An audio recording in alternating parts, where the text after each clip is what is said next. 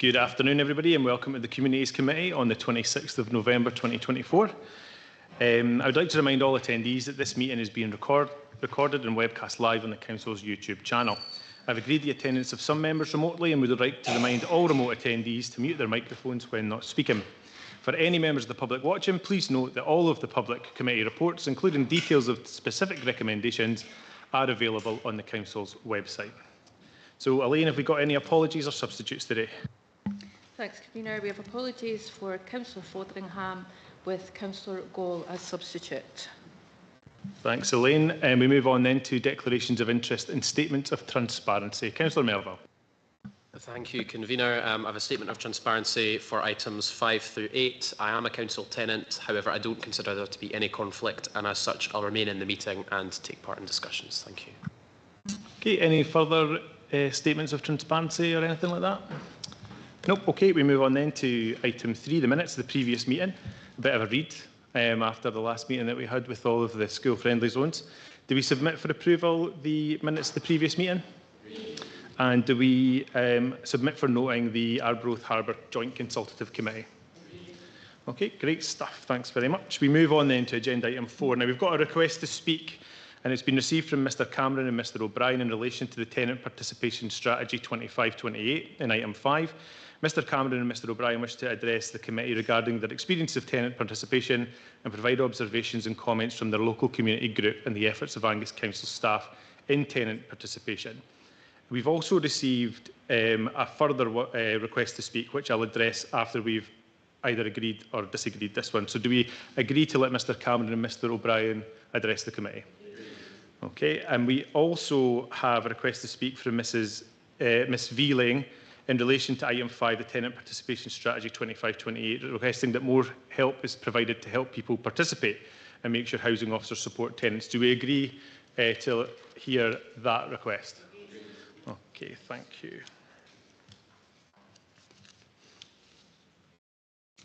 We've got a further request to speak from Ms Ling on agenda item 6 in relation to the Housing Capital Monitoring Report, requesting better investment in sheltered housing. Do we agree to hear that, make that request as well?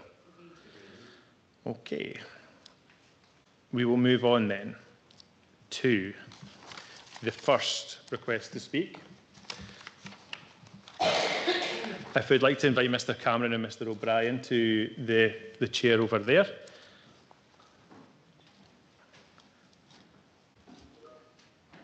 And I take it it's a joint presentation? Yeah, so you've got 10 minutes. Just take your time and on you go.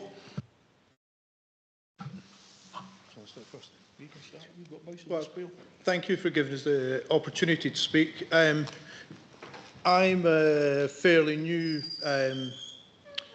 resident to Angus and to Angus Council, so I would just like to cover a little bit of background and set some context, and then I can come on to my points and observations. So I have to say that having decided I wanted to return home to Angus, I was very fortunate to be offered a home in Kirriemuir, and I was welcomed by what I considered a very professional and efficient housing officer who made me feel welcome and valued as a tenant. Having relocated approximately 18 months ago, what I was very surprised was the comments and conduct of fellow tenants and neighbours, and they were very quick to tell me about their dissatisfaction with the housing department, services they received and the contractors that the council used. And I was very shocked by this because I'd had such a good experience in my initial interaction. Very quickly it became apparent to me that there were lots of individual grievances, both actual and perceived. People were reporting things that they'd heard about. You know, they might not actually have existed at all. They were reporting things individually. No one was talking to each other.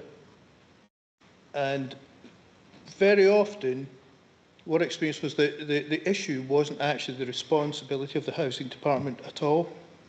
So there was this, disconnect. I soon realised that what I was observing was a failure in communication, and people didn't know the correct avenues to use. They were phoning the housing officer's mobile phone. They were writing things in a book and leaving it for the caretakers.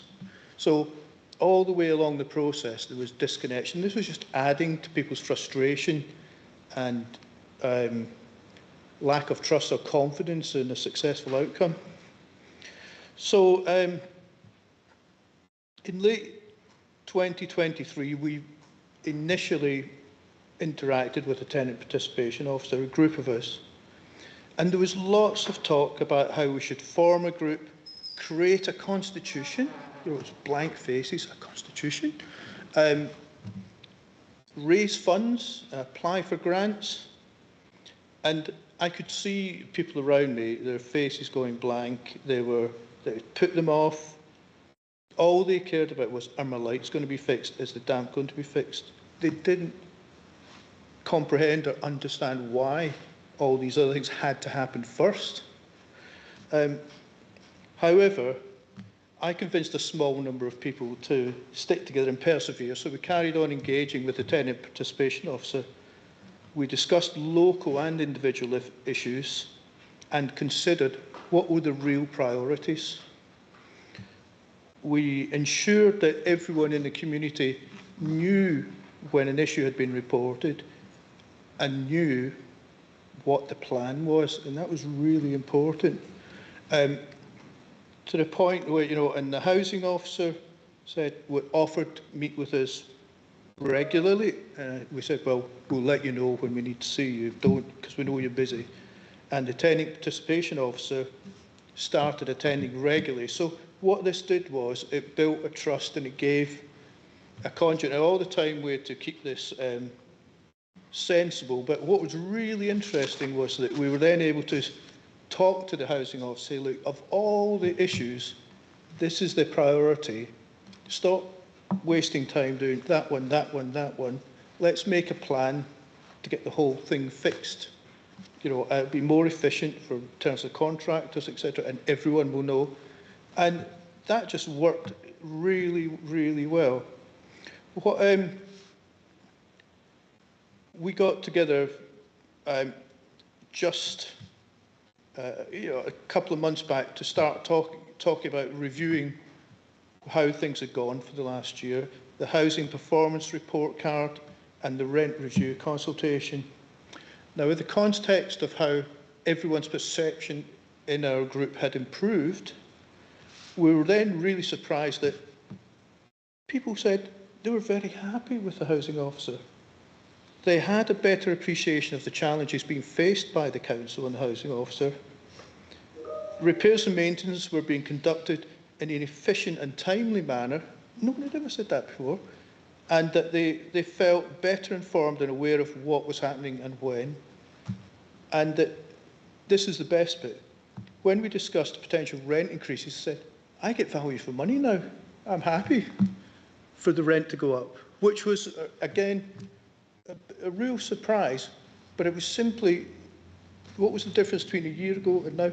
It was simply that interaction and that collaborative approach. So it's very, in summary, it was very clear that communication had broken down before. I don't know what it was like before COVID, I don't know what it was like before I moved here, but it was definitely broken. We fixed it a little bit, and the outcomes, we got much greater outcomes because we did a little thing.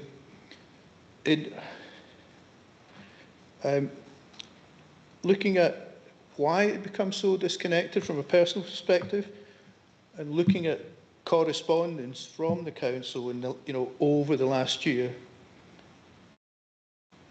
often the important points are buried in what I refer to as waffle, multiple paragraphs about Scottish law and the Scottish government, and X and Y. What people want is just, 5 questions.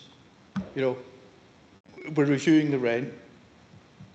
if we increase the rent by this much, it allows us to build more new homes, get more repairs done, more kitchens done. Are you happy, yes or no? They're not interested in a little survey in 10 pages about why Angus Council are having that. You could put a link to saying, click here to find out more.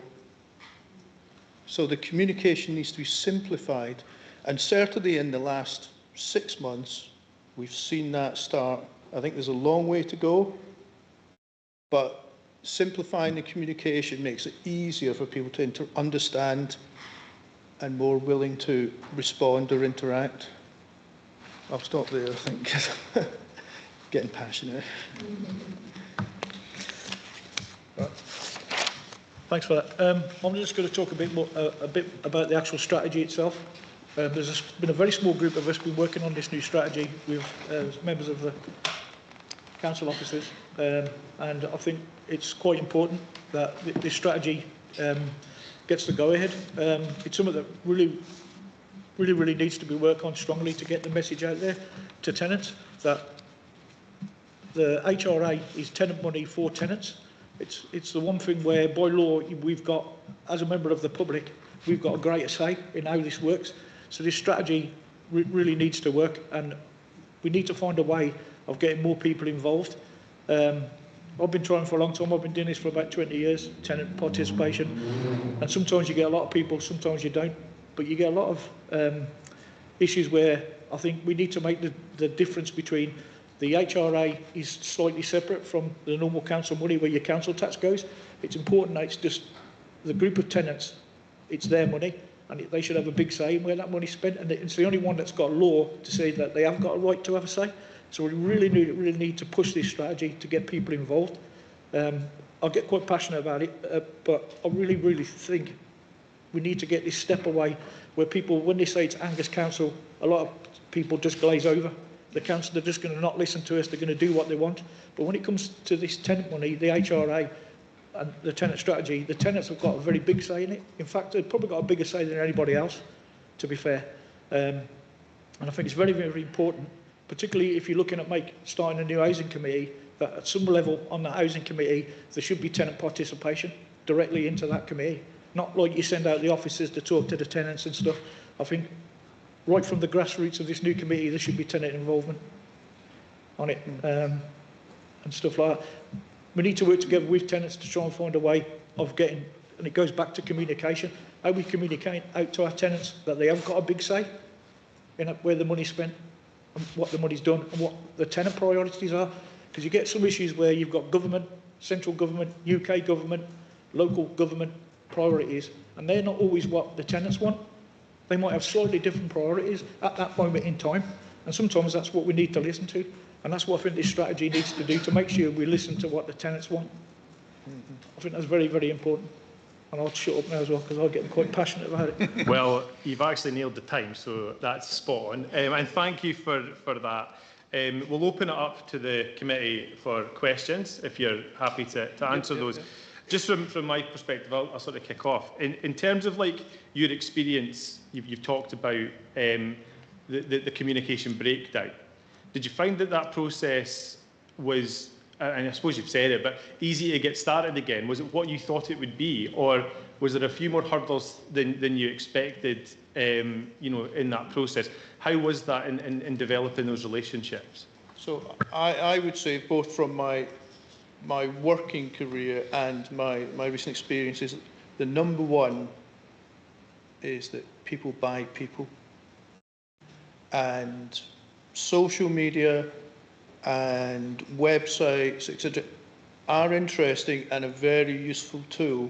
But the number one thing, when we got an issue, the lack of interest across Angus in responding to any of the council's efforts or the housing department's efforts to engage is a big warning. We need to take communities and small areas of the council territory and focus and work on them at a face-to-face and a regular process until build up people's confidence and they build up their little community groups, etc. Going straight in and saying, you need to set up a community group, create a constitution or get a bank account set up, and we might give you a startup grant.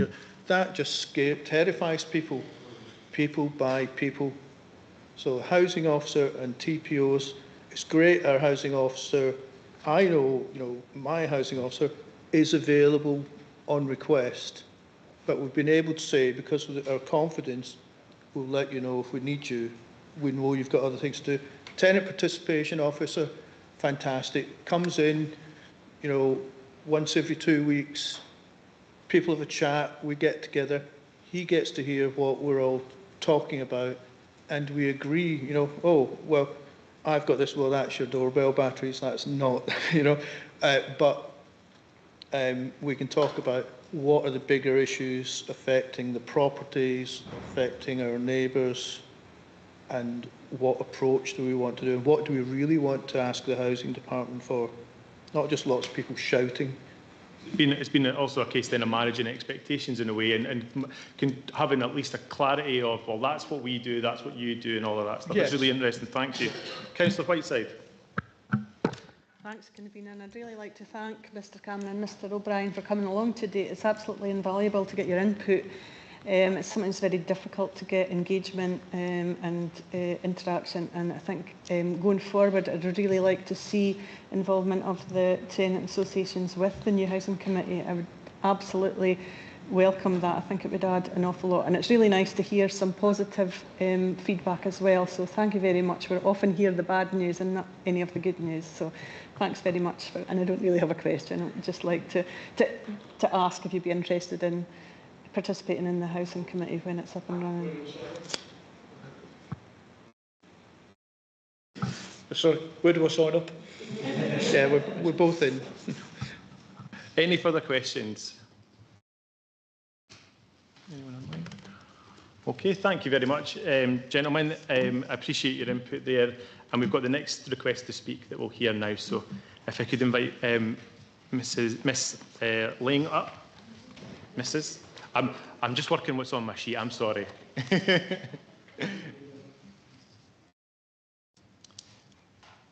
If I say them all, I'll get it right at least once. So it's the same situation. You've got 10 minutes to speak, and then we'll invite questions from the councillors if you're happy to answer them.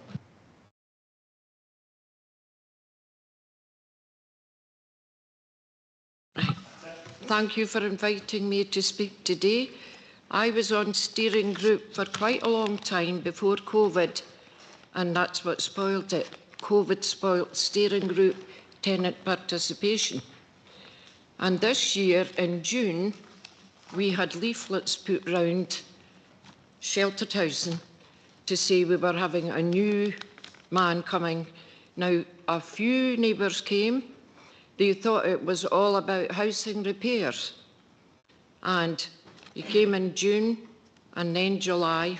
Unfortunately, I was away at his last two, but there was only about 2 people turned up because they don't understand. And we've got a lot of very elderly, very vulnerable people where I am. Stone deaf, wheelchair bound, they don't understand. And I'm sorry to say our housing officer has never come on his requests to these meetings, and he is trying his best. I'm trying to get them to come back. He's coming back a week Wednesday when we have something on. There's not many tenants. We run a bingo afternoon, and we take the ladies out in buses to afternoon teas. We took them away last week, and that money comes from what we've saved off our little bingo.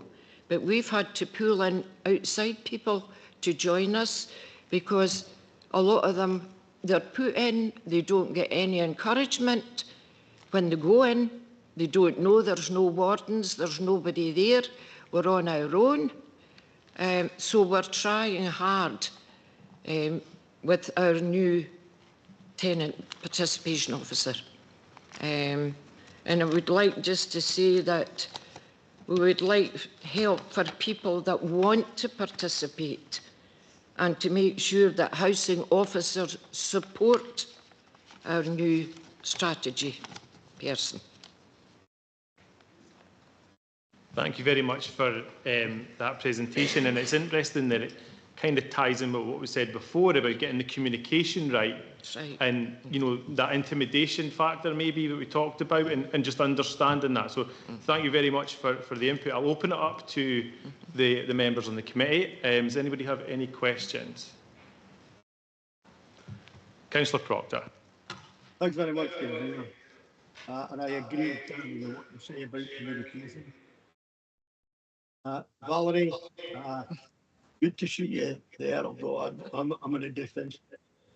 Would you find it, or would you feel, if there were sort of scheduled meetings with housing officers? I know where you live, and I know the people who live there. Would a scheduled meeting with the council officers, would that be helpful, beneficial, do you think? It would be very helpful if our housing officer came. Even we've got a big lounge, even once a week. There's lots of things needing done, repairs needing done. We're told to phone the council, but some of them are not able. We've got a very disabled man in his 60s, can't get anything done. If she would come into the lounge, even tell the residents she'll be there for an hour to discuss what they're needing done, would be a great improvement, because we don't get anywhere. Thank you very much for that, Valerie. Thank you. Do we have any further questions? Councillor Scott. Hi, Val. Thank you. What you said that COVID spoiled it, so could you tell me what it was like before? I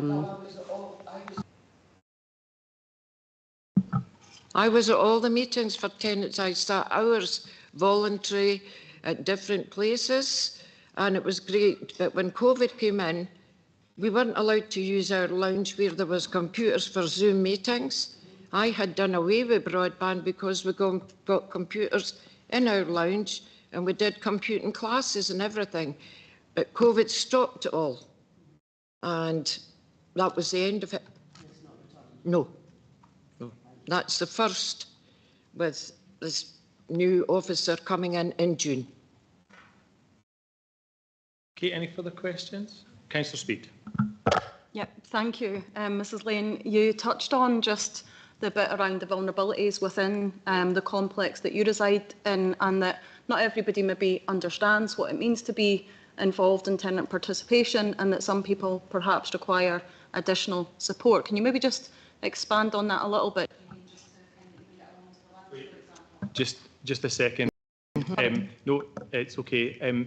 Councillor Speed, could you re-ask your question? And Mrs Lynn, could you just wait for the mic? Because what you do is you turn Lois's mic off, and everybody at home will be wondering what she's asked. So, Lois, if you want to restart that, please. Right, I'm on. Yeah, okay, thank you. Mrs Lane, you touched on just the vulnerabilities that there are within the complex, and that, you know, there's varying needs, and people need a hand, sometimes even just to get out the door and along to the communal area. Can you just expand on that a little bit more around the type of support that maybe would help those, as you say, that want to be involved, manage to participate? Well, we've got very, very vulnerable people now. My neighbour, who is stone deaf, was found through me by her papers being in the door, had fallen off a ladder in her 80s in her bedroom. We didn't know because she never opens her blinds, and it was a paper in the door, and I got in contact with Lois, who helped very much. She'd lay there, managed to get a duvet over her, but I don't know how long she'd been lying, was taken to 9 Wells and has a broken wrist. Very vulnerable. We've got people in wheelchairs. We've got very deaf people, 90-year-old, who can't talk to you unless you can lip read. I mean, if I go round that complex since I went in 11 years nearly ago, there is only about 3 or 4 people that were there.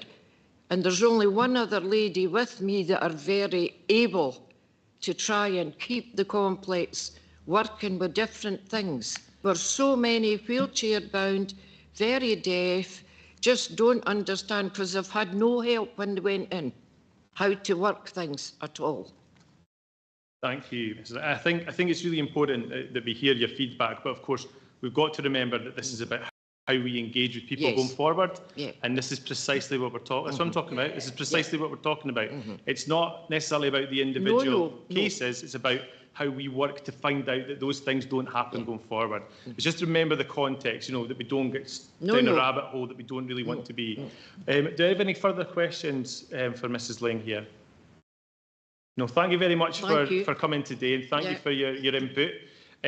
We're going to go on to the next item. You're more obviously welcome to stay for that and for the whole committee, but if at any point you want to leave, feel free to do so as well. Okay? That's lovely. Thank you very much. But that's what we would like, more participation in where I am, to get the people to come. Absolutely, Mrs. Ling. Thank you very much. Okay. Described. Yeah, Thank magic. You.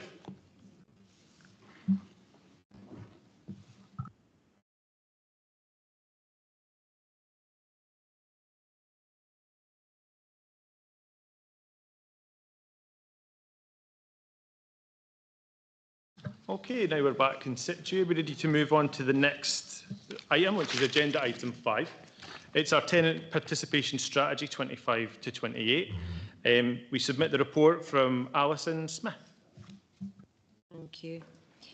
Having a tenant engagement strategy is a legal requirement, and the current one in Angus Council is now outdated. We also needed to address the issues re poor customer satisfaction which tenants have been raising.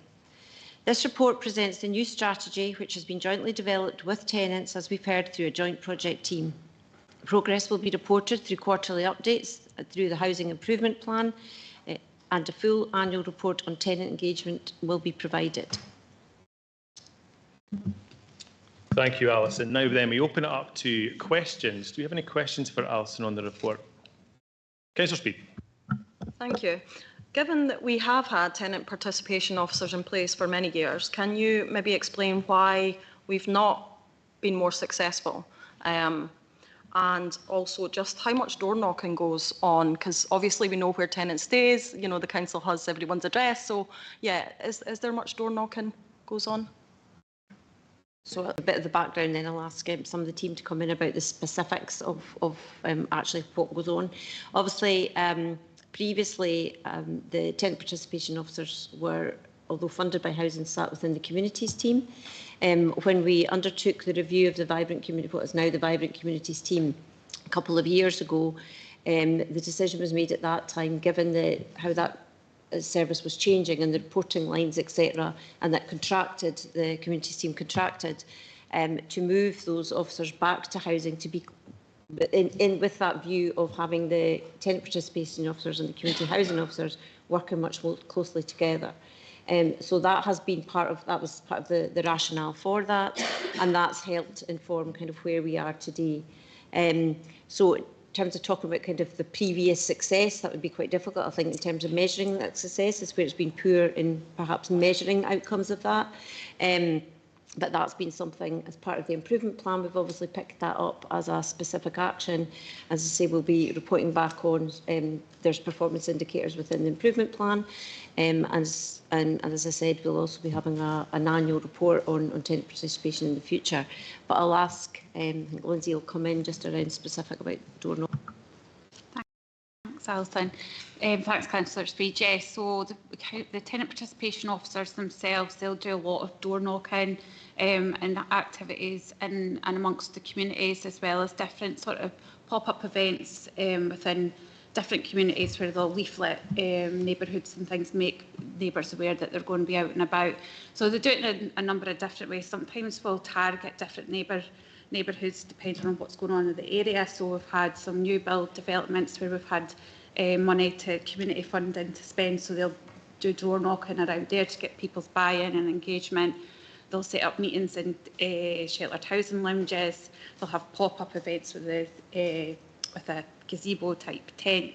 It really all just depends on sort of what's going on in the area and how they want to engage people, but they are doing a lot of door knocking and they're out and about meeting with tenants all the time. What we're trying to do is get housing officers more visible as well, along with the tenant participation officers, and part of the service review's aim is to be able to free up that officer time so that they're able to spend more time out in the communities and join tenant participation officers in that engagement with tenants. Okay, thank you. Any further questions? Councillor Cruikshank. Thank you, Convener. Could officers explain how the quarterly tenant performance reports will measure and demonstrate that tenant feedback has led to specific changes in housing services, and what metrics will be used to track this impact? Just one more time, Jack, a wee bit slower, if you don't mind. Could you just repeat the question? Sure. Could officers explain how the quarterly tenant performance reports will measure and demonstrate that tenant feedback has led to specific changes in housing services, and what metrics will be used to track this impact?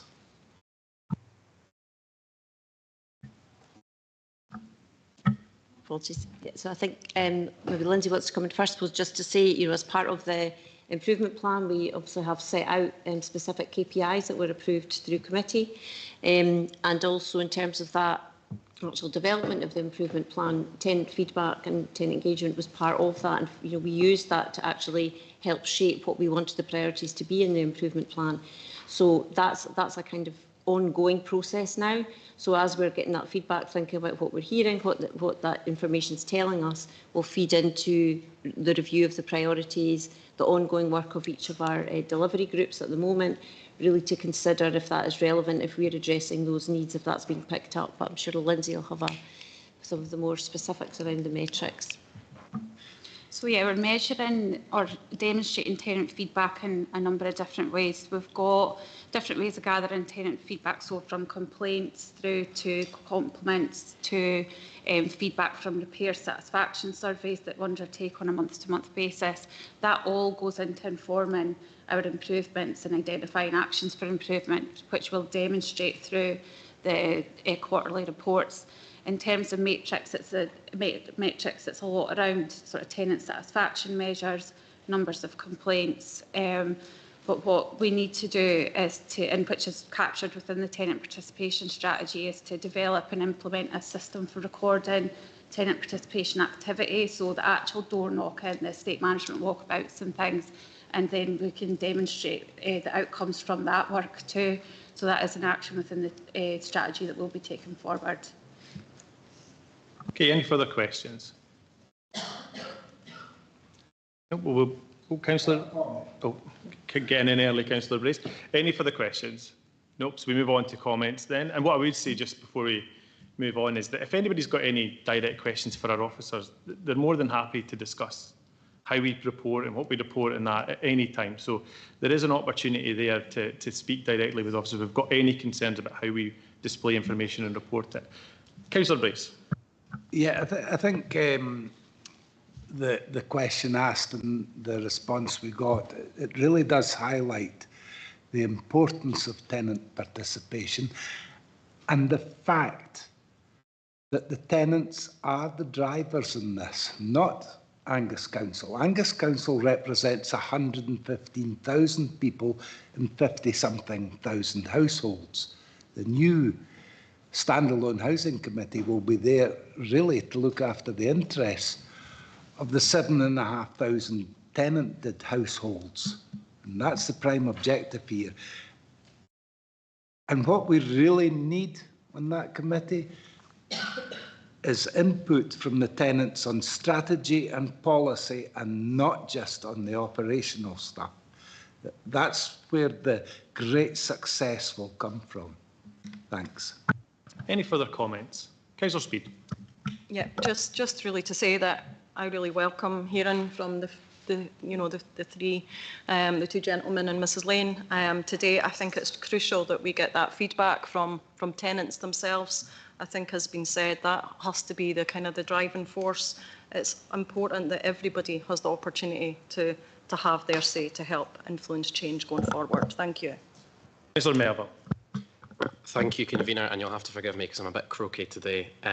But this strategy is really encouraging, and I'm very pleased to see it come forward.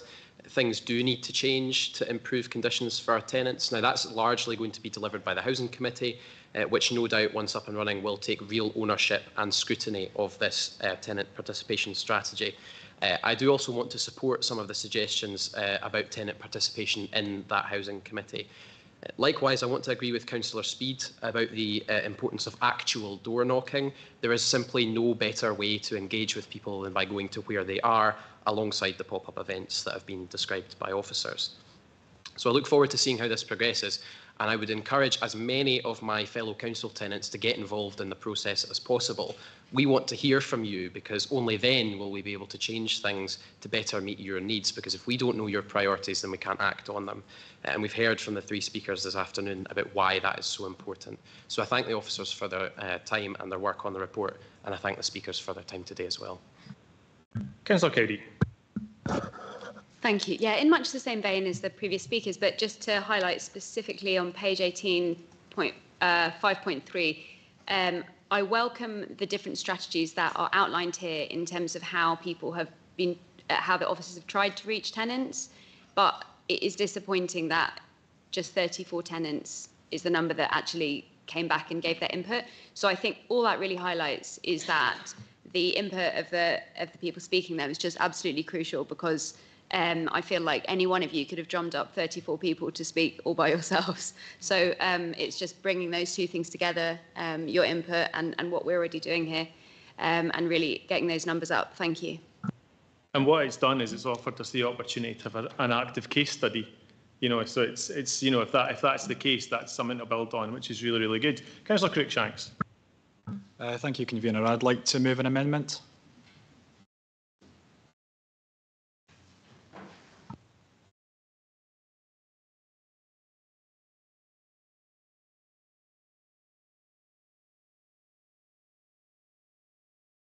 So we've got notice of an amendment. I guess we'll have to circulate it to members. I propose a 30-minute recess, just so we can actually look into the details properly. Hi, John. Can you stop the live stream, please?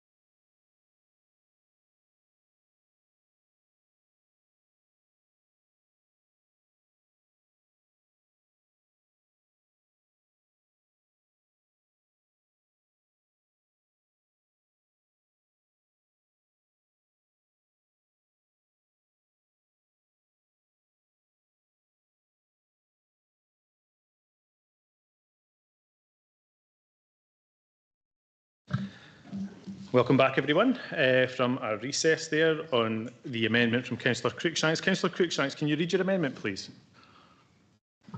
Thank you. So it was an additional recommendation that this committee agrees that the Director of Vibrant Communities and Sustainable Growth provide quarterly tenant performance reports to this committee that will 1. Quantify specific impacts of tenant feedback on housing services. 2. Provide transparent evidence of how tenant input transforms service delivery. And 3. Detail engagement strategies with diverse tenant groups.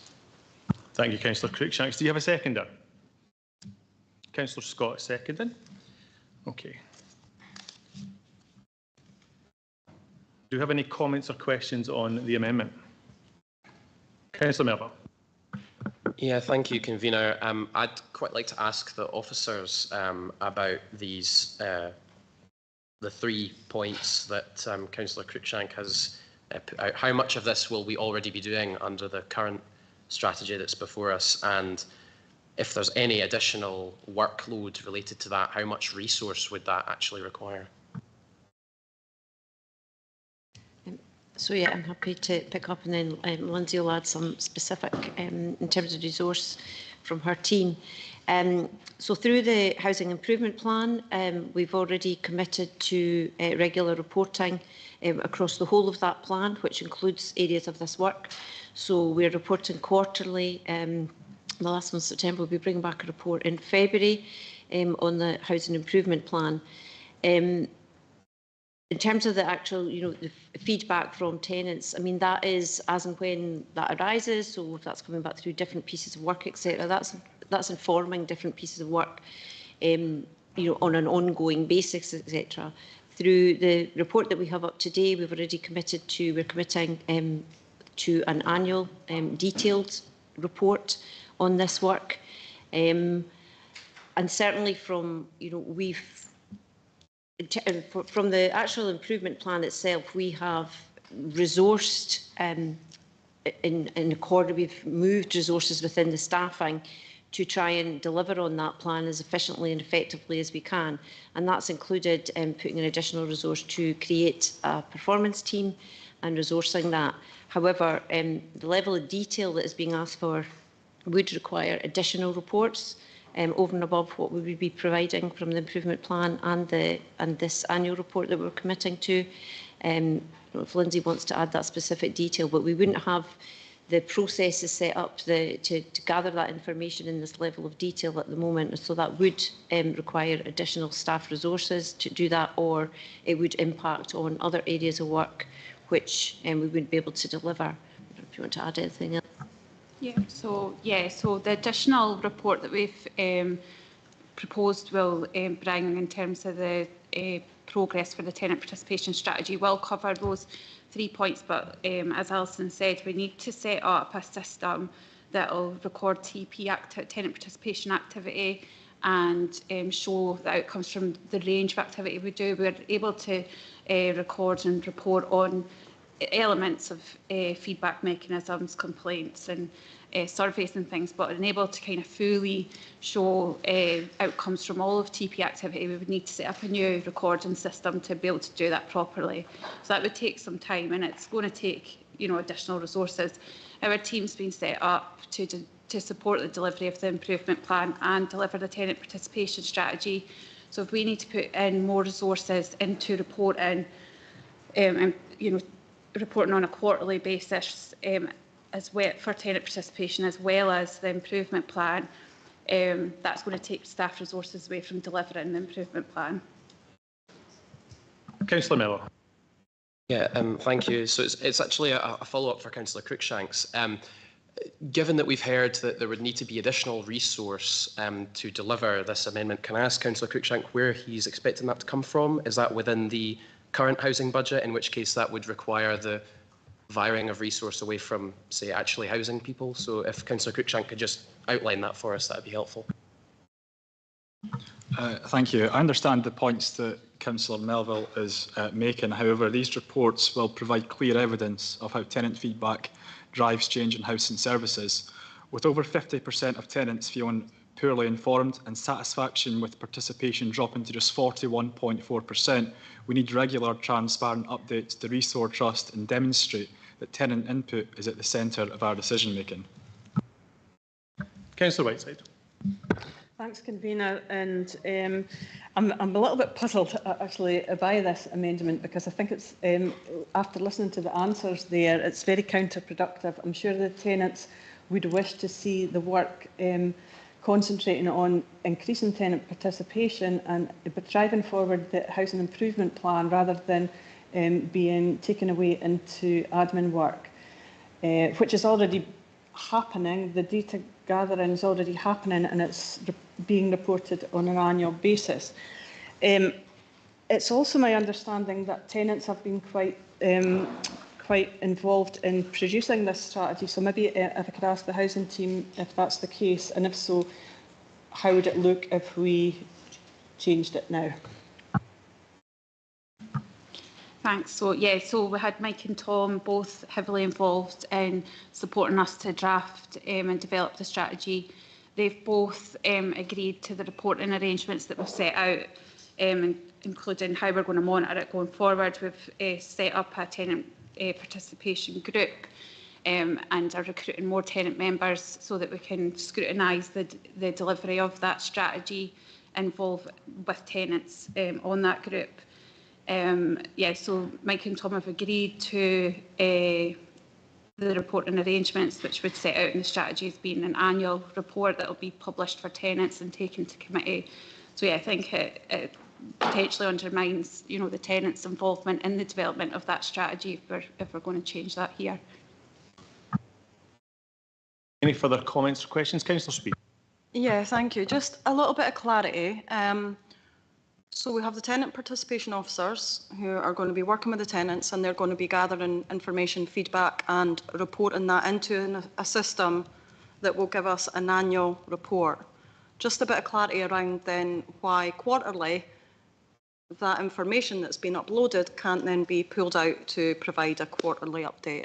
I'm not understanding where all the additional resource would be coming from, and how that maybe isn't as straightforward as I'm making it, but it's not quite as straightforward as that. So we've got different mechanisms of engaging with tenants, or even gathering tenant feedback. So that can be from complaints, feedback, surveys and things. So what we'd need a system for is capturing other tenant engagement activities. So we do a lot of other things that aren't currently being captured anywhere, like our tenant walkabouts, our estate walkabouts, our door knocking activities, pop-up events and things. That's not being captured anywhere, and the outcomes from that isn't either. So if we had a system to capture that, that's going to be separate from complaints, feedback, surveys, everything else. So we'd have to pull all that together on a quarterly basis, which is going to take a lot of work to do that and to present it in a committee report format to bring to this committee or to another committee. So doing that on an annual basis allows us to focus our work on delivering tenant participation and delivering the strategy rather than reporting.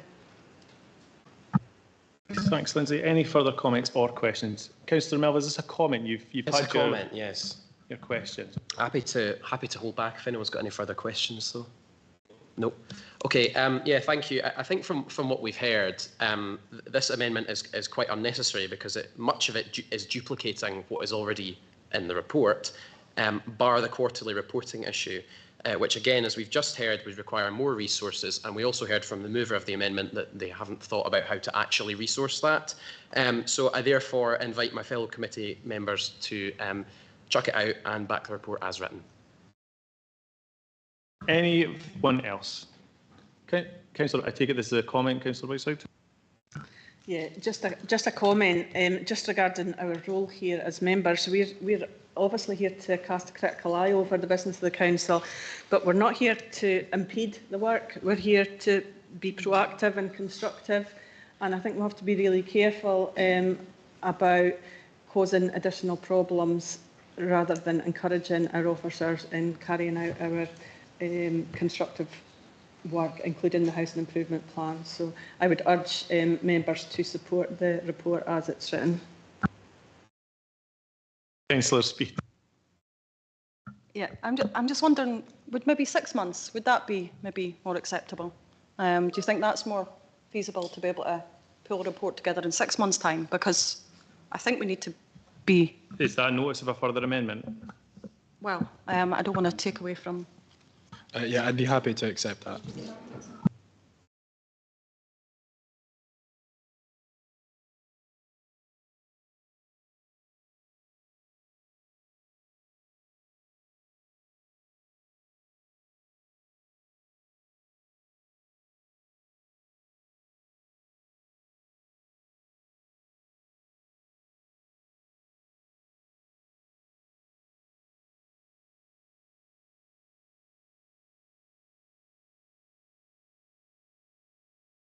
So, Councillor Cruikshank, just to confirm, you've agreed to amend your amendment?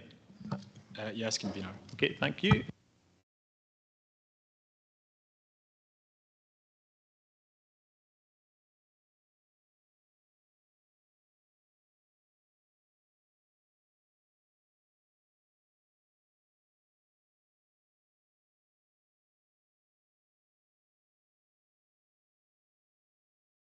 Councillor Scott, you also need to confirm that you're happy to second the amended amendment. I'm happy. Okay.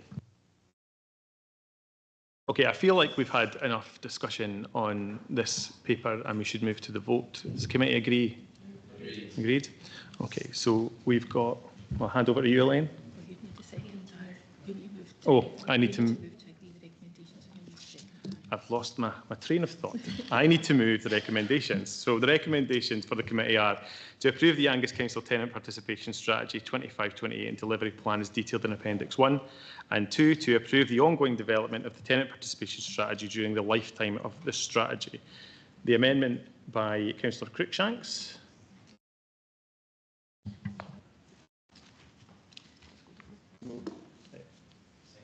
And I'm the second, which is Councillor Melville. Okay, and we just go to the vote.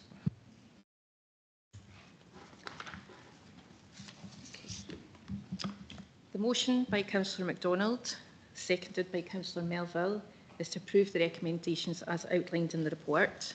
The amendment by Councillor Cruikshank, seconded by Councillor Scott, is as circulated, with the amendment that reporting will be 6 monthly.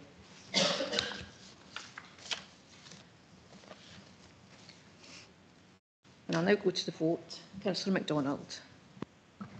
Motion. Councillor Braze. Motion. Councillor Cowdery. Motion. Councillor Cruikshanks. Amendment. Councillor Devine. Motion. Councillor Duff. Motion. Councillor Gall. Amendment. Councillor McLaren.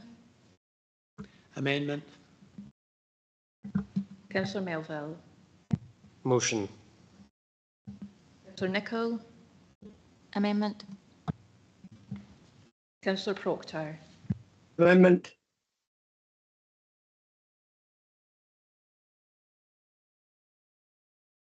Councillor Scott. Amendment. Motion. Councillor Speed.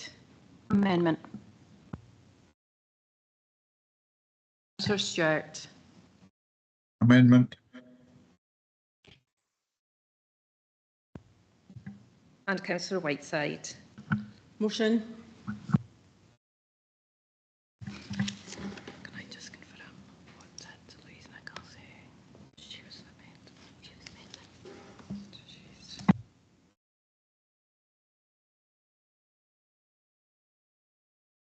Eight for the motion and 8 for the amendment. Convener, you have the casting vote. Motion.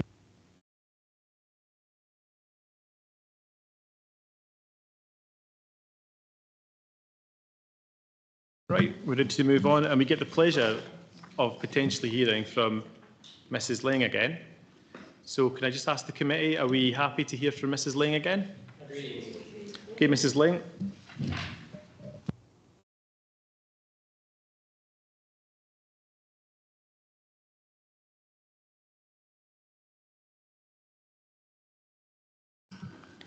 Thank you once again to all of you. It's about the capital programme. I would really like to see a better investment in all sheltered housing complexes in the whole of Angus, because we need a big one in ours where there is no maintenance plan and the place really needs a lot of work done to it. Thank you, Mrs. Lang. Does anybody have any questions for Mrs. Lang? Oh, Councillor Speed. Just maybe if you could expand on that a little bit more, Mrs. Lane, and just tell us just what type of things that you would like to see improved. What type? In our complex, the plastic roofs are falling to bits. There's pieces like this falling off onto the main road, held by plastic. There is no maintenance for leaves getting lifted, bushes getting cut, trees that were promised in the summer would be done at the end of the season. Nothing has been done. There is no help given to what we need. And we have complained and told them, and the promises made in the summer to a lady who we've just lost was one of the first tenants, 89, was to get a new door, which leaked all winter. Sadly, she passed away on November the 11th, and that door was never put on, promised in June. But there is no work getting done, which we need badly, because it's falling to bits. Thank you for that update, Mrs. Lang, and thank you, Councillor Speed, for the question. Do any of the officers want to come back on that at all?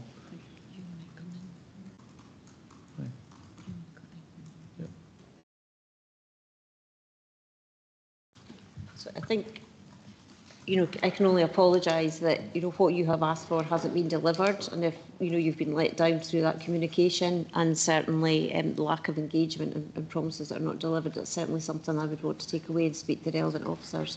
And it would be good to come out and just actually see for ourselves what's been happening, and try and come up with some clear actions and give you some assurances over timescales, etc. So I'll commit to doing that after today, sit down with the relevant officers and be in touch with you as soon as we can. And it ties in with the community walkabouts that we've been doing. So, that's a really good suggestion. Thank you. Councillor Proctor. Thank you very much, Convener. Mrs. Lang, thank you very much again for your comments. Would you describe any of the points that you have raised would maybe be, health and safety issues? And I do feel, what we said the last time about more regular visits and checkups. This was discussed in the last motion and amendment. I think it's actually now into quite serious stuff, particularly we elderly folk. So do you think there's any of the the plastic or stuff like that falling down, maybe causing a health and safety issue? Very much so, because the plastic roofs are held by, it's like that, steel bits. Now, my roof's never been sorted outside my door, but it's on the main walk outside on Cliffburn Road. They're protruding out. Now, if they fall on somebody, they could do them a serious injury. We've complained, but we're supposed to have caretakers who only come to do the fire alarms now. They're never there. The leaves are piled up everywhere. We're very disabled guys, leaves lying everywhere. The green bins have not been put new stickers on, so we're not getting them emptied. I have a bag about this height with leaves near me, because they haven't put the new stickers that allow us to get our green bins emptied. Thank you, Mrs. Ling. We've heard the commitment from the director there as well, but we've also got Ewan, who is going to come in on the back of that as well, okay? Hi there. My name's Ewan McCallum. I'm Acting Housing Asset Manager. I'd like to thank Mrs. Liss on this as well. It's obviously an area where we do have some investment planned in the sheltered housing complexes. However, I find it very interesting to get this level of input from somebody directly involved. What I would like to do is is just offer to come out and maybe discuss that with Mrs. Ling, maybe as part of the group we were talking about earlier as well, to see what we can do. And the other thing I wanted to say was that there is, in terms of investment in the sheltered housing stock, as I say, there is an amount of money per year within the capital plan. We have also looked at some sort of particular works related to energy efficiency, and I think Andy Stewart Court was part of that as well, where we put in PV panels and battery backup there to just improve energy efficiency for our tenants as well there as well. But yes, I'm more than happy to come back and talk specifically about that with further detail, because as I say, it's interesting, and we're looking for that kind of input to inform where the capital plan goes in future. Thank you, Ewan, and that's a commitment there. So thanks, Mrs. Ling. Any further comments or questions? Councillor Proctor, I see you've got your hand back up. I'll let you back in. Thank you very much, Convener. And I'd just like to thank Ewan and the Director for coming back on that. And we're hearing this is happening at Andy Stewart Court. Now, is this replicated throughout our housing stock in that sort of type of housing place? So I think it's something really that we want to be looking at. We're going down the right road. I feel we are going down the right road, but I think we've really got to get down into the nitty-gritty of this and get these sort of problems sorted out. Thank you very much, Convener. Thank you, Councillor Proctor, and I think that's exactly where we want to be, and that's the strategy that we've laid out, and we've said we've got the walkabouts to, some really stark lessons to learn on these things as well. So there is that commitment there, Councillor Proctor, and I'm sure we can catch up offline if you've got any other issues. Anybody else got further questions for? We're in the presentation part. Any further comment, or sorry, any questions for Mrs. Ling? No. Okay, thank you, Mrs. Ling. It's been a pleasure, and if you just want to take your seat, and likewise the same story, if you want to stay, you can stay. If you want to go, feel free to leave. Okay.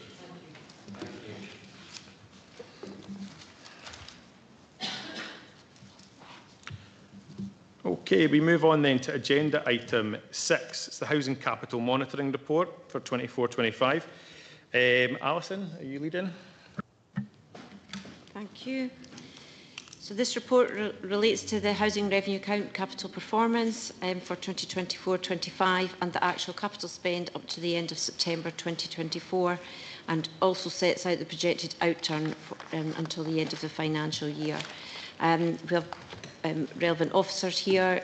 Ewan is here online today, and Kevin is also in the room in the chamber today for any specific questions. Thank you, Alison. Any questions? Councillor Speed. Yeah, thank you. Do we know how many kitchen and bathroom replacements we can expect over the next 5 years? What is our target? And certainly as Older People's Champion, I support Mrs. Lane in terms of just that greater investment in sheltered housing complexes across Angus. Ewan, are you coming in?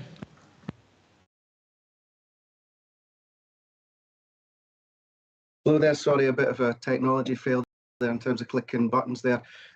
Yes, thank you, Councillor Speed.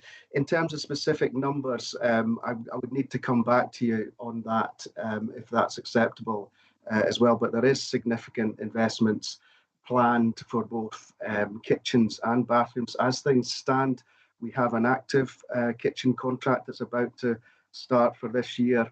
There'll be, I think, about 70 kitchens in that as well. So over 5 years, that would equate to 350. In terms of bathrooms, the intention is far more than that, higher numbers, and that was approved back in committee, I think, in 2018 as well. So, and in terms of kitchens, currently in the capital plan, we have a year-on-year allowance of, I think it's around £500,000 at the moment as well. But as I say, all these things are open to discussion and input from others as well to inform how we best spend the available budget going forward. Thank you, Ewan. Any further questions? Councillor Scott. Thanks, Convener. I would like to ask a question with regards to the garage sites at Wards Road at the public park. These have been half taken down. They've got no roofs on them. They're an absolute eyesore. There's people around there that take a lot of pride in their house. So I'd like to know if there's going to be money in the capital to remove them, because I was told that there is no money previously when I've asked. Thank you. Ewan?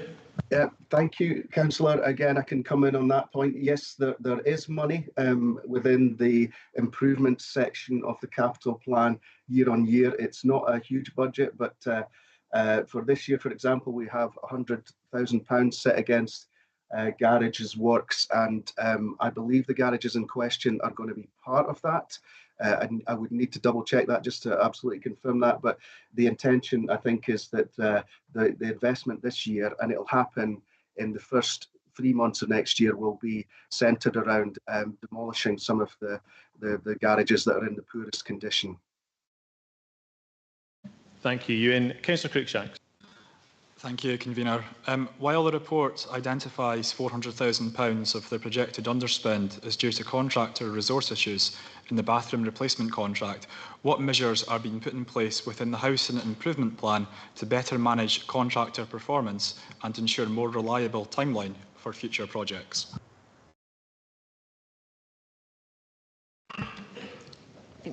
I'm happy to start the response, and then Ewan will come in. I think Claire might want to add in terms of discussions. I mean, we're very, very aware of in terms of the contractor performance. It's been an area of priority we've identified.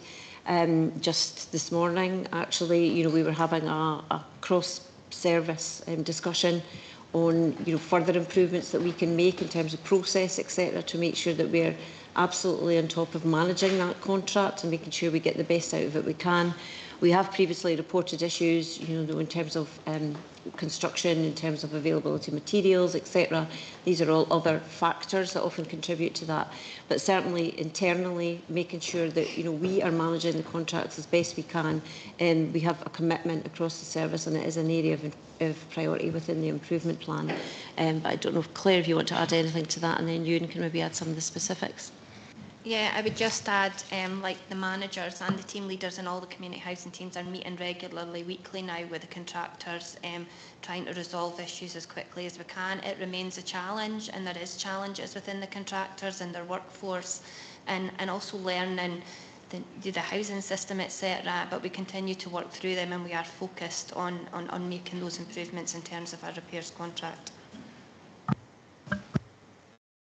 I think I could come in there as well, just in terms of that. Well, it's a general point really, but in terms it relates to the specifics of the bathroom contract. Obviously, it's been very frustrating, the delivery issues on that particular contract as well. But we're not without mechanisms to drive performance as well. We can look at issuing default notices as well. Obviously, there are liquidate and ascertain damages. So if a contractor doesn't perform, then they are liable to paying recompensing the council for that poor performance. And as things stand, there is an issue of delay that's not been ratified by an extension of time. I'm hoping I'm not getting too much into jargon there as well, but it's just to get across the point that we do have mechanisms that we utilise to drive contractor performance. But there is, I think the other point there I would just say is that we shouldn't ignore the issues that are outlined in the actual report itself, because they are nationwide. They're not just specific to Angus. These issues of contractor resource and also actual internal staff resources, we are not unique to that. So it's definitely something that we're seeing across the board as well. So while we try and wield the sticks at times, we also have to be, I think, sympathetic up to a point to understand the actual marketplace or the conditions that prevail outside that the contractors face as well. Councillor Stewart. Thanks, Convener. Yeah, my question is on, well, it's regards to page 59, 7.2, 7.3 and 7.4. Every one of these, the new builds, conversions and aids and adaptations, is citing issues with staff resources. And in particular, 7.4, the aids and adaptations, I feel like a broken record here, because every time this report comes back to us, I keep asking the same question. You know, what is happening with getting more resources in regarding occupational therapists who are there to obviously make assessments on people who are requiring these aids and adaptations. So obviously they're stuck, you know, waiting on someone. We don't have the resources. What is actually happening with that? Thanks.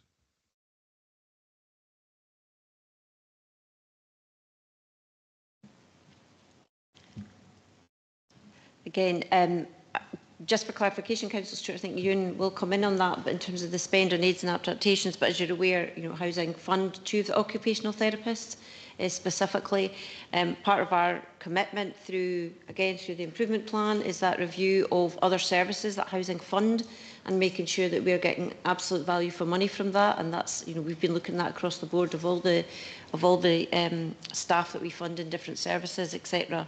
So that's something that is being actively managed from the resource in terms of putting those resources in. But Ewan can perhaps give more details specifically around the spend on the aids and adaptations. I think aids and Hi there. Sorry, I think aids and adaptations, as we've said in the report, does relate to a kind of a delay in maybe reports coming through. So I think I can't really comment in terms of the OT resource, but in terms of my own team, which is housing assets, we have been having ongoing efforts to increase the numbers in our team. But I think the backdrop that we're facing, I think, is unprecedented at the moment. We've got a combination of factors that we are looking at the moment, not just staff resource. We've had a number of staff retiring in our service, so people are acting up. That gives them less capacity to deal with the day-to-day. We have also seen an increase in reactive work in the past year. The outcomes of Storm Babette has drawn resource into that field to try and help in the aftermath of that process as well.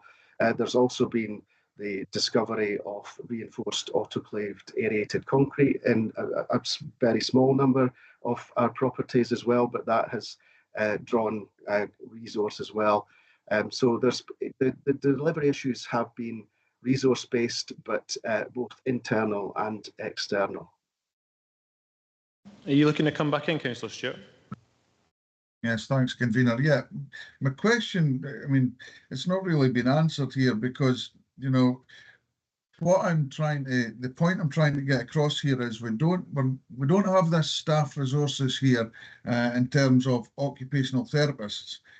That has a knock-on effect on the people that are required to be assessed. You know, we've got people there that maybe require a low-level shower or something like that in their home to make life easier for living for them, and we are not able to help with that until they have been assessed. And that's where the issue is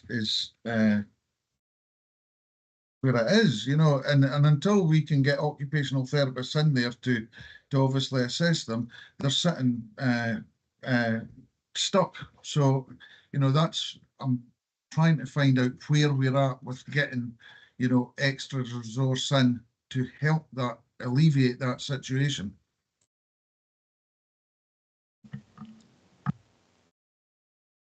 Sorry.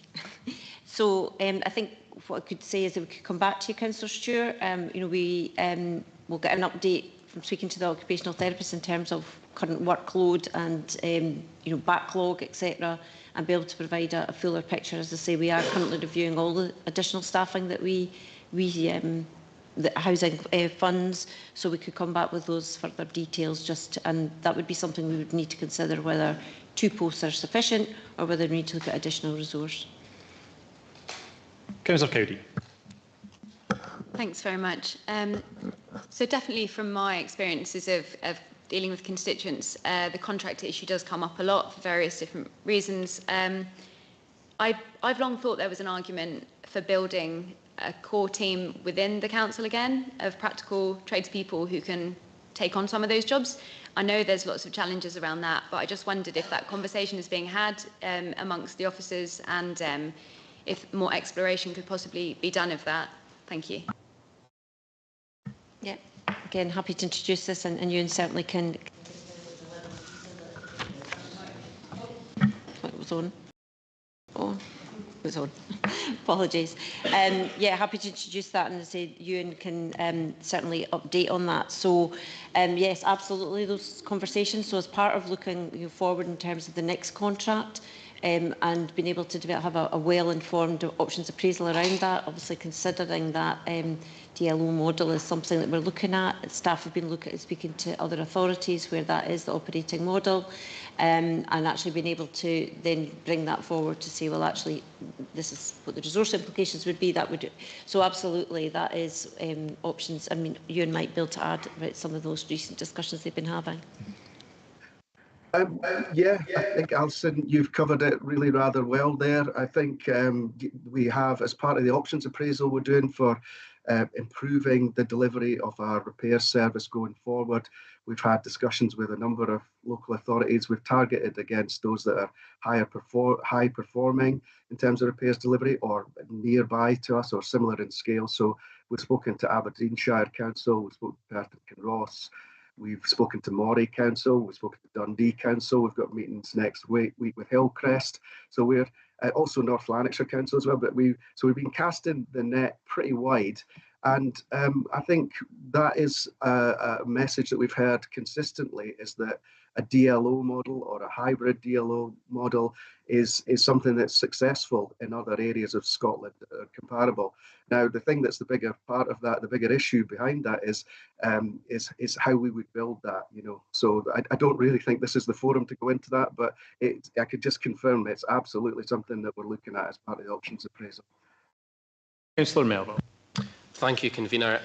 Ewan mentioned the of RAC, which is largely located within Monteith and Sidlaw, and that various resources will need to be diverted to help deal with that. So I wonder if anyone can advise us of the timescale of that and how much that's likely to cost. And if not today, then I would welcome a written update.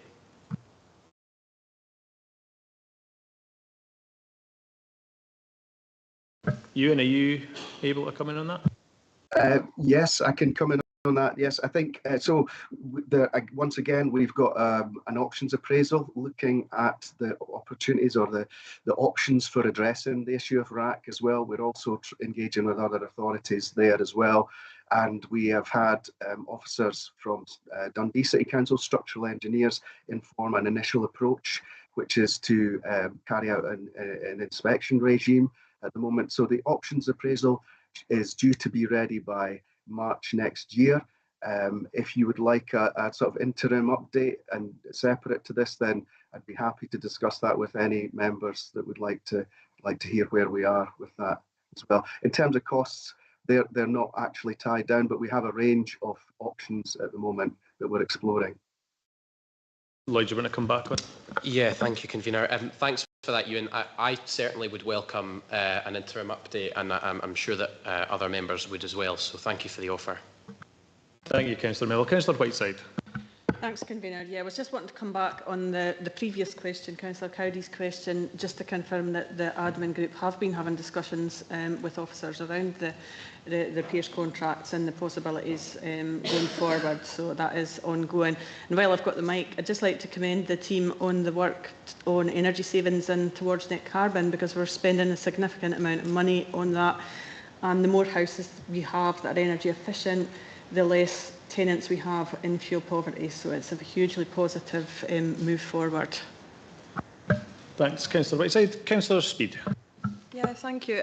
Yeah, I'm really pleased to hear that those discussions are taking place, because I think it was a meeting of scrutiny and audit, I asked the question around whether the council was looking at alternative ways of working and whether they were looking to perhaps bring some elements of services back in-house. And I gave examples such as health and social care, or kind of within our trades, kind of like's been mentioned, kind of joiners, plumbers, electricians. But I was kind of met with confusion and was kind of told no, that definitely wasn't something that the council were looking at. So like I say, I'm not complaining. I welcome hearing this news, but what does probably concern me is that in different committees, we're being given different... Apologies, I wasn't aware of that. I don't think I was at that committee. I wasn't aware of those discussions. I mean, certainly this is a at this time, you know, this has been officers starting to look ahead in terms of the conversations to be had and some of that information gathering, etc., and which we've picked up through sort of the regular discussions with administration. But I mean, certainly I'll make sure that, you know, we can update on that, and I'll make sure that my colleagues are aware. So should that come again, that everybody is aware. What, Councillor Speed, how long ago was it? What meeting, so we can have a look back and see what answer you got? It wasn't that long ago, and actually I'm thinking I directed the question to Mrs Faulkner, who will maybe remember when that meeting was. I'm sure it wasn't that long ago. I'm sure it was scrutiny and audit. We'll pick it up offline, but we'll pick it up offline and just see where we're at, make sure our ducks are in a row. Any further questions on this one? Okay, any comments? Councillor Melville. Yeah, thank you, Convener. Councillor Whiteside has touched on this briefly on the broader point about climate funding within the Housing Capital Plan. On page 61, it's quite exciting to see that we are looking to achieve the passive house equivalent for the Invertay House project, but obviously for a conversion, we really do need to be ensuring that we future focus our new properties, whether they be new build or conversions in this case, and I hope to see that have a positive impact for tenants. Having not only the climate positive parts of the project, but also seeking to keep the energy costs as low as possible is a very, very welcome step, particularly in light of the continuing cost of living crisis. So I hope to see more of that kind of thinking going forward. I can see that we're also looking to expand that approach in future projects as well, because we need to enshrine climate positive principles at the heart of everything we do. So I'm very encouraged by that. Thank you. Councillor Duff.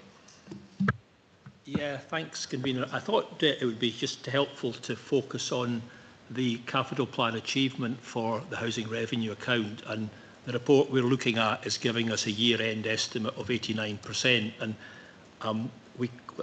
Councillor Cookshank may not be aware of this, but we do have a capital monitoring group, which I chair along with Councillor Meehan and Councillor Gall, and we monitor at 6 weekly basis the capital spend of the council, and are we hitting plan? So, and from my memory, 89% is pretty good. I've just looked up what the figures were for the last 5 years on the capital monitoring on the housing revenue account. 16-17 it was 91.1, 17-18 it was 82.3, 18-19 it was 80.1, 19-20 it was 80.4. 2021 was 56.4. That's obviously the COVID year. 21-22 was 71.7. So that's been the historical picture on our ability to spend capital.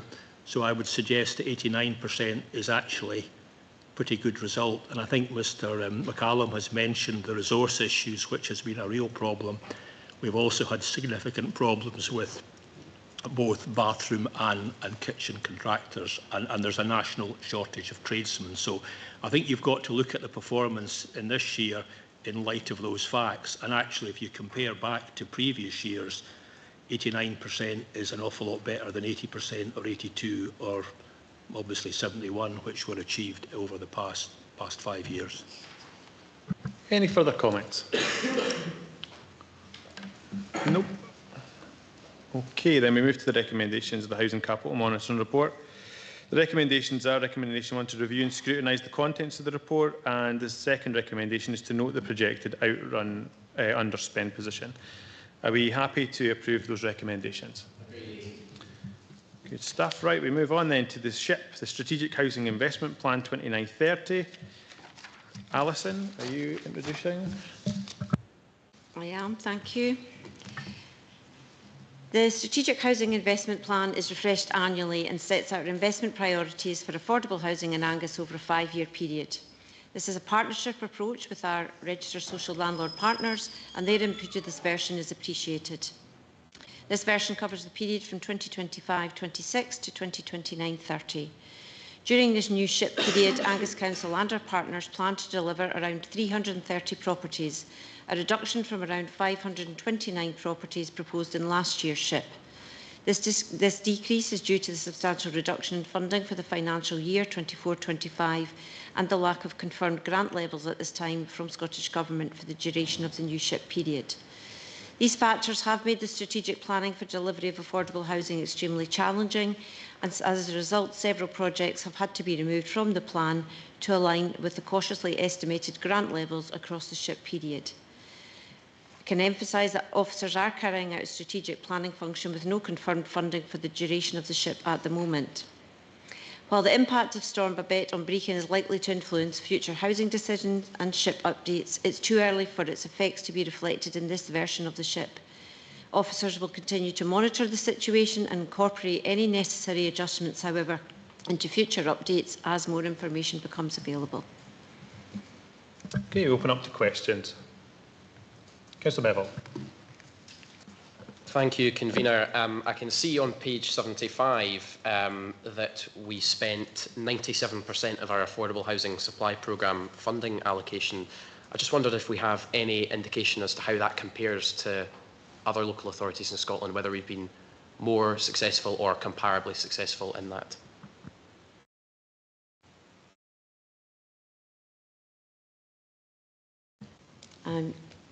Might not have that information, I'm afraid, at this time. I'm just checking to see if we could source that, but certainly happy to come back to you with that information.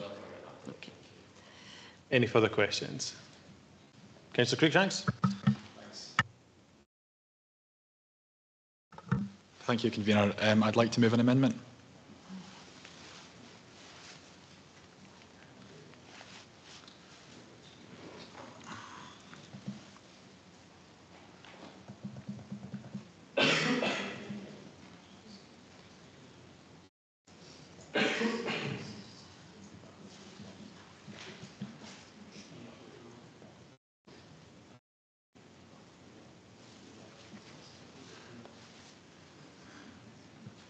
Thank you, Councillor Cruikshanks. I think we'll continue the debate in the original paper, then we'll do the amendment stuff once we've kind of got that through.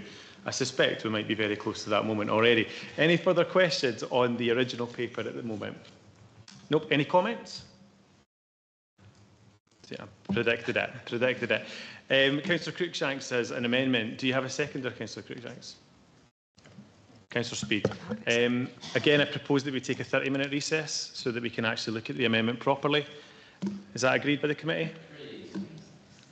Hi, John. Can you stop the live stream, please?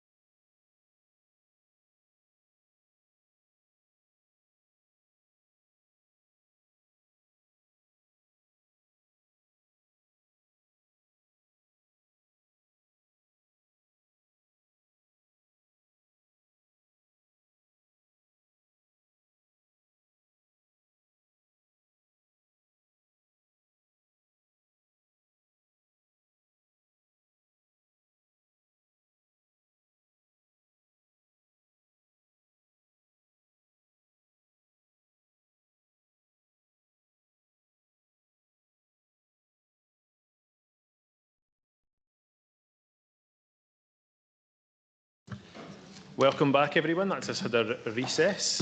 Is everybody in position?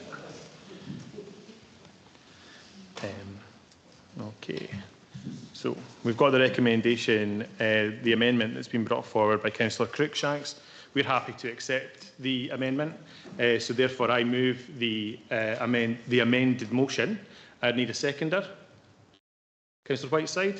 So the amendment has been accepted. The recommendations are, as in the papers, as amended by the amendment from Councillor Cruikshanks. Do we have any questions and comments on those? Councillor Melville. It's a comment, convener, but happy to make way if there are questions. We'll just move on to comments then. Comments, please. Thank you, convener. While this amendment is being accepted, I do think it's important to recognise some points which have been left out of this amendment. For instance, the axe taken to Scotland's capital budget by Councillor Cruikshank's party while they were the UK government, which cut the Scottish capital budget by £600 million last year. Or the fact that the Scottish Government doesn't know its capital allocation until the UK budget, and the chaos there over the last few years has had significant implications for Scotland's budget and therefore for our own. Or the impact of Liz Truss's mini-budget on inflation, eroding the value of the Scottish budget significantly, which has made it much more expensive for us to build homes. These are points which the Conservatives on this council would do well to reflect on before bringing these motions, which I have to say have got more than a hint of brass neck about them. Thank you. Okay.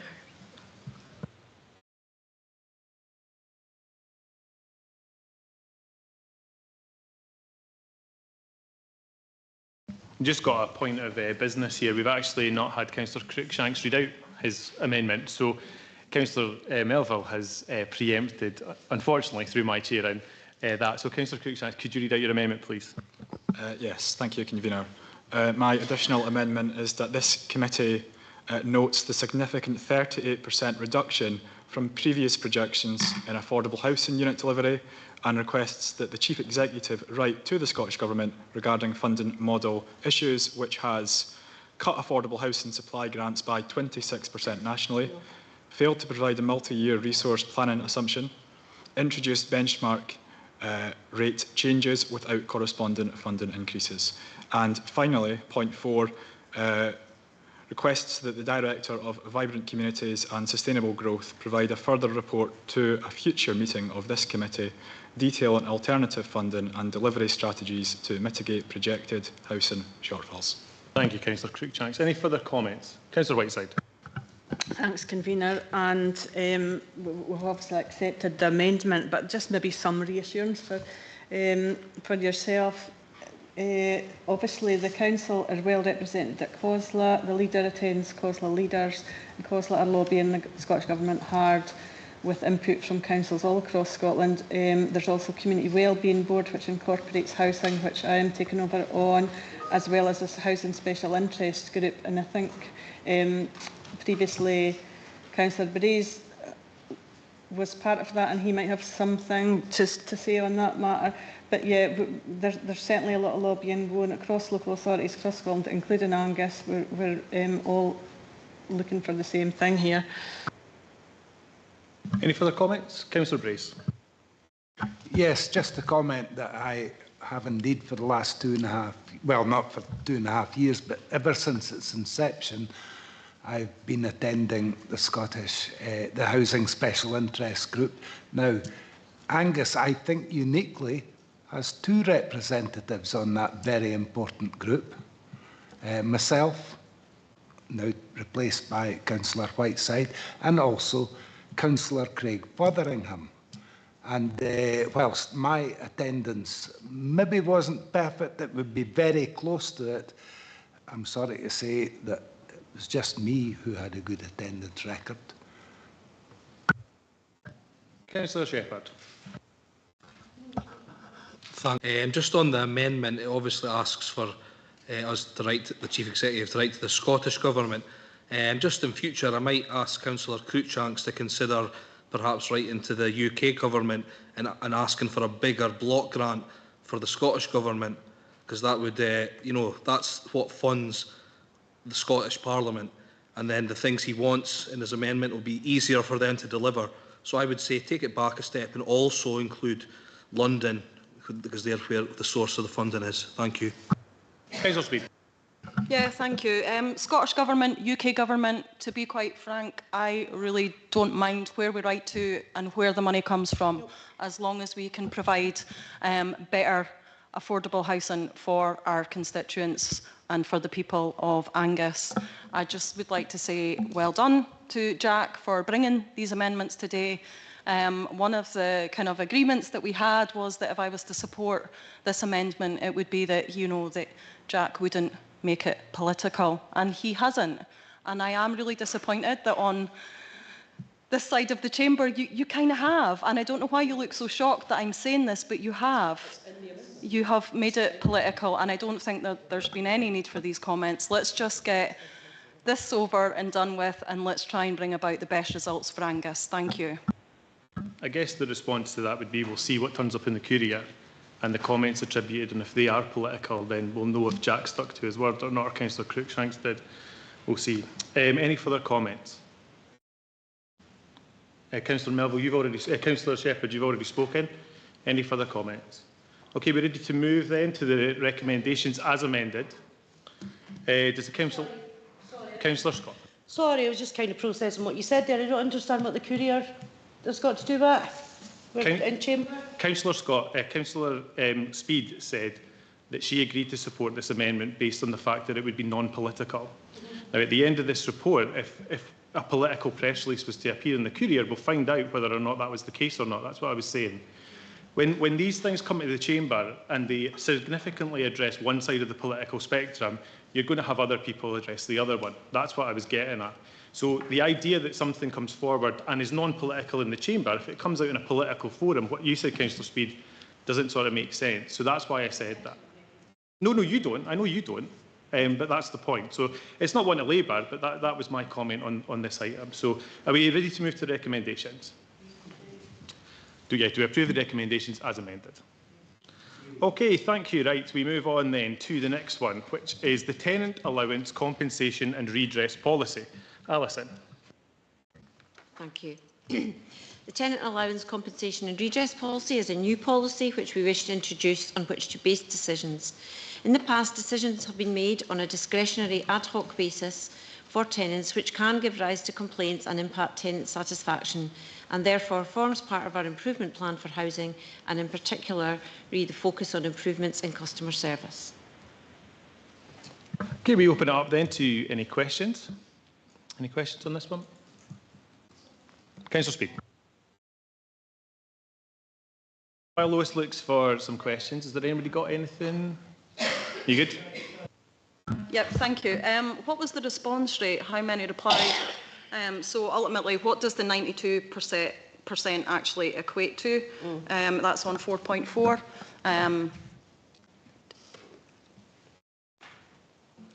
So it wasn't a good response rate for when we went out to consultation on this one. We had 10 tenants reply to the consultation, but I think we've given tenants the opportunity to respond to the consultation. I don't think everything we go out to consult on, everyone's going to have a big interest in. What I think is important for this policy is that we promote it once it's implemented and once it's agreed, so that tenants have that awareness of it and know kind of what their rights are in terms of compensation and tenant allowance. So I think that's probably more important for this one, is making tenants aware of what they're entitled to. Councillor Cowdery.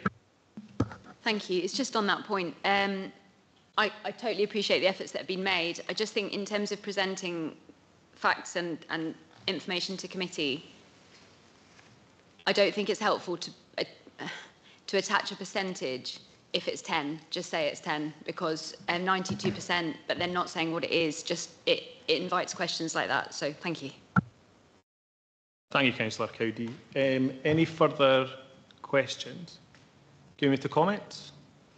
Councillor Whiteside.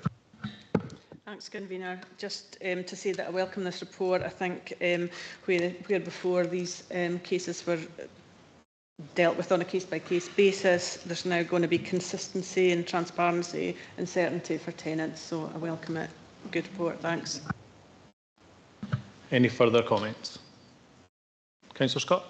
Yeah, just to see that, I'm pleased to see this coming forward. I've recently had a tenant, actually just last week, who'd asked her housing officer about compensation, and was just told that there's information on the website, but she couldn't find it, so actually contacted myself and I was able to send her it. So yeah, this will be widely publicised and all the rest of it, and it should be clear for tenants where they can apply. Thank you.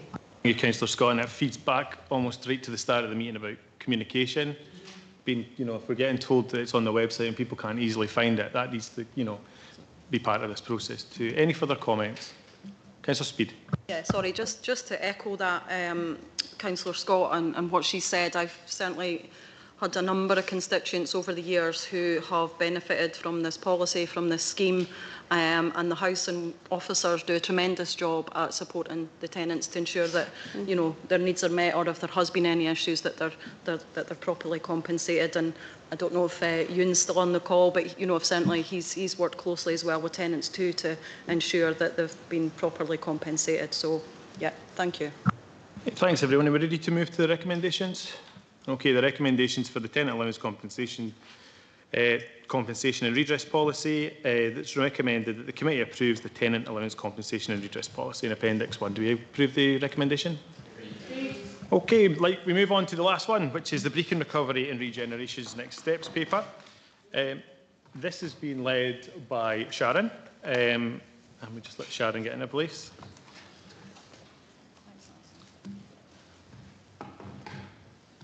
Just take it away when you're ready, Sharon.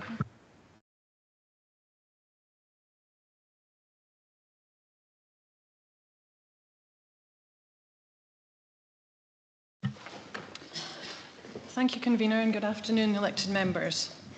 You'll be aware that at the Angus Council meeting on the 7th of November, a report was considered that set out the activity undertaken to date following the impacts of Storm Babette on the Brechin River Street area in October 2023. The report also provided a summary of 2 technical reports, the Flood Protection Options Appraisal and the Brechin River Street Area Housing Options Report. Information sessions for the community to provide an overview of the technical reports and to allow questions took place on the 21st and 23rd of November. These events were attended by 47 people in total over 7 sessions. These sessions were publicised on the Angus Engage platform and Angus social media, as well as by direct email and telephone calls to ensure that all those who might wish to attend were informed and had the opportunity to do so. The Housing Service is arranging further sessions for council tenants, as most residents who attended were from private housing. As outlined in the report to Council, further work is required to fully assess the recommended options and interdependencies between the 2 technical reports. Whilst the flooding itself impacted the Brechin River Street area directly, the scale and level of damage impacted the whole town. The future of the area therefore needs to be addressed on a town-wide scale, and work on the place-based approach agreed by Council in June 2024 will take place in parallel to develop a vision and ambition for not just Brechin River Street area, but the whole town. Working alongside the community to understand the complexities and to shape the direction and parameters is therefore vitally important. Council on 7th November agreed that I should bring a report to this committee to set out the next stage of work to develop the short list of options, proposed governance arrangements and approach to engagement with the community. The proposals for the next stage of work are outlined in section 6 of this report, and as highlighted, options will be developed for the Brechin River Street area and the interrelationship with the wider town, underpinned by a cost-benefit analysis, the main objective being to arrive at the preferred option for the future.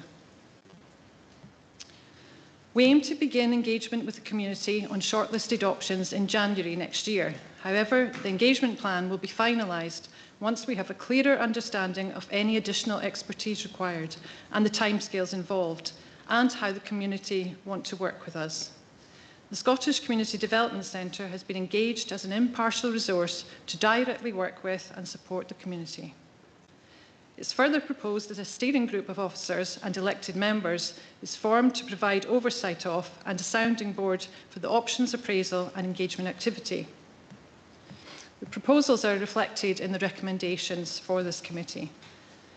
It's recommended that the committee notes the next stage of work to develop the shortlist of options, and that I will report progress updates to future meetings of this committee, and agrees the formation of an elected members and officers group to provide oversight of the options appraisal process and approach to engagement, and the appointment of the Communities Committee convener and the 3 Brechin and Edsel ward members to the steering group, and officer representatives as outlined in paragraph 6.6 of this report. Myself and other officers are here to take any questions and comments. Thank you, Convener. Thank you, members. Thank you, Sharon. We open it up then to questions. Any questions on this one? Comments? Councillor Scott. Yeah, I was just really disappointed. I went to the 2 sessions at the Crickety. I've spoken to Ms Faulkner about that already, but there was only 1 tenant appeared, so I'm pleased to hear that Sharon's confirmed that Housing are willing to do other sessions. I think also there's a lot of frustration at the fact that the housing report obviously just covers housing stock, and so for those people in private housing, they're really frightened because what's going to protect them in the future. So I have to say, and again I've discussed this with Ms Faulkner, that I was a bit shocked because I thought we were there for a 2-hour session, and I think that's what everybody else thought. So to then look at the reports and then say, right, well, we don't have much time for questions before the next session starts, I think it left people quite frustrated. So I think there is people out there with questions. I know that the officers did, write them down. However, I could see that people left more frustrated than they were when they went in. So yeah, I think it's important that we get this approved and get on with it, and get representation and get moving. So thank you very much. Yeah, thank you, Councillor Scott, for your comment. Officers, I think, in hindsight, would have had longer sessions. And certainly on the Thursday afternoon, they made sure that people were able to ask questions and get their answers. And they also did that on the Saturday as well, extended the sessions then to ensure that people's questions were answered. However, if there were any outstanding from the morning of the Thursday, officers, were going to get back to them after taking a note of those. Okay, any further comments? Just on the back of Jill's comment, I think recommendation 2 does give us the opportunity to address that fully. Do you know what I mean? If we are getting to help set the engagement process, then that information you've picked up is really vital, because the last thing we want is that we want to try and start making positive moves out of this, rather than where we find ourselves maybe with a slightly upset population. I'll rephrase that, an upset population. Slightly is not the right word. So we really need to start getting these things. So I think recommendation 2 will be a massive part in that. Forgetting I'm chairing the meeting. Any further comments? No. So we're ready to move to the recommendations? Recommendation 1 and recommendation 2, we're noting the work and we're agreeing the formation of a steering group. Are we happy to agree those recommendations? That ends us. Thank you very much. Hi, John. Can you stop the live stream? Thanks.